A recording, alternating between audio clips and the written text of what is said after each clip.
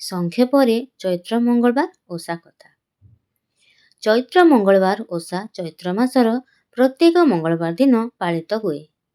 କିମ୍ବଦନ୍ତୀ ଅନୁସାରେ ଚୈତି ହାଡ଼ିଆଣି ଚୈତ୍ର ମାସର ପ୍ରତି ମଙ୍ଗଳବାର ଦିନ ଘରଦ୍ୱାର ଲିପାପୋଛା କରି ଝୋଟି ପକାଏ। ବିଭିନ୍ନ ପ୍ରକାର ଫଳ, ଫୁଲ, ମଦ, ମାଂସ ଏବଂ ଭୋଗରେ ମା ମଙ୍ଗଳାଙ୍କୁ ପୂଜା କରେ।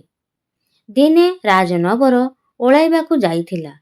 ସକାଳୁ ରାଜାଙ୍କ ମୁହଁକୁ ଦେଖି ଅଶୁଭ ହେବ ବୋଲି ଚୈତି ହାଡ଼ିଆଣି ଆଶଙ୍କା କରିଛି। କାରଣ ରାଜା ହେଉଛନ୍ତି ଅପୁତ୍ରିକ। ଆଉ ନିଜକୁ ସଂଯତ କରି ନ ପାରି ରାଜାଙ୍କୁ ଆଣ୍ଠୁକୁଡ଼ା କହିଦେଲା।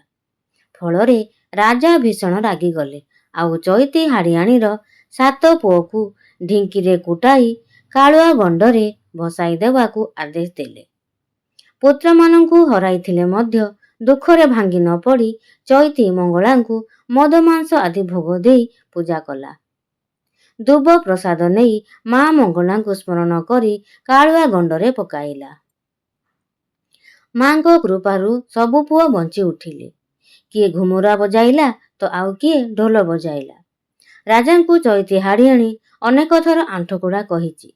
ରାଜା କ୍ରୋଧିତ ହୋଇ ତାର ପୁଅମାନଙ୍କୁ ମୃତ୍ୟୁଦଣ୍ଡ ଦେଇଛନ୍ତି। ପ୍ରତିଥର ଚୈତି ହାଡ଼ିଆଣି ଦୁବ ପ୍ରସାଦ ଛିଞ୍ଚି ସେମାନଙ୍କୁ ବଞ୍ଚାଇଛି। ଶେଷରେ ରାଜା ଚୈତି ହାଡ଼ିଆଣି ଠାରୁ ଚୈତ ମଙ୍ଗଳବାର ଓଷା ମହିମା ଶୁଣିଛନ୍ତି। ତାଙ୍କର 99 ରାଣୀ ମଙ୍ଗଳା ଓଷା ବିଧି ଅନୁସାରେ କରିଛନ୍ତି ଏବଂ ପୁତ୍ରବତୀ ହେଇଛନ୍ତି।